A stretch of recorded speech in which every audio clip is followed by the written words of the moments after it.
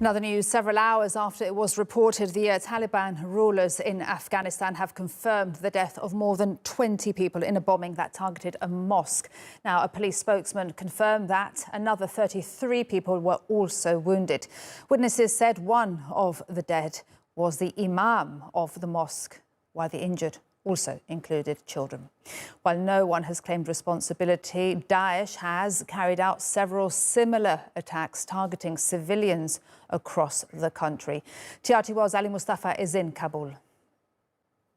Social media handles associated with the Daesh, Khorasan, have been quite active, in fact celebrating an attack on what they are saying are infidels. Keep in mind that this particular mosque, place of worship, was associated with something called the Safi Sufis, which are considered by Daesh Khorasan as infidels and have been threatened over the past few months. Specifically, this mosque, Siddiqia, and its imam were receiving threats, according to the Taliban, that we've spoken to, and now it seems those threats have materialized. For 20 years, the Taliban mastered suicide attacks, IEDs, improvised bombings on civilian areas, on NATO vehicles, and so on and so forth.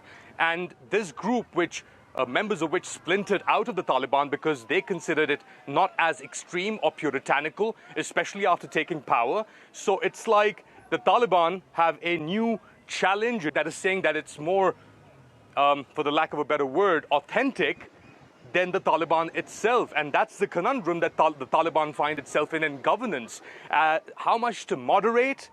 And if it moderates too much, does it then become irrelevant for the people that supported it during that time? So that's quite a dilemma that the Taliban will have to deal with, and it seems that they're struggling to deal with. The Taliban are resorting to what they know best, which is a shroud of secrecy. No journalists or TV crews allowed near the vicinity of the mosque. No exact figures on how many people have been killed, even though unofficial reports and sources that we've spoken to tell us at least 20 people, but the figures might be lower or higher. But we have no exact count because the Kabul police spokesperson, Khalid Zadran, is keeping it quite ambiguous, much like the previous attacks.